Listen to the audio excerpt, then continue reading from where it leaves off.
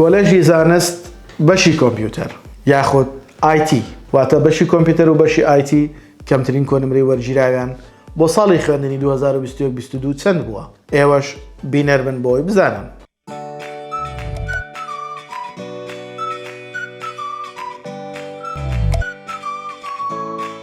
سڵاوتان لێبێ و ئەم کاتتان باش. بە هیوای ئەوەی هەموو لەش ساغ و تەندروست بن.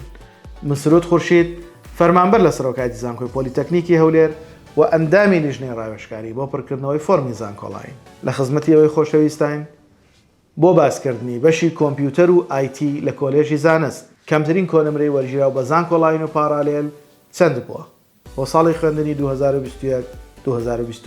ئێوەش بۆ سوودبینین بینەری ڤیدیۆکان بن تا کۆتایی تاوەکو کەمترین کۆنمرەی وەرگیراو بزانن.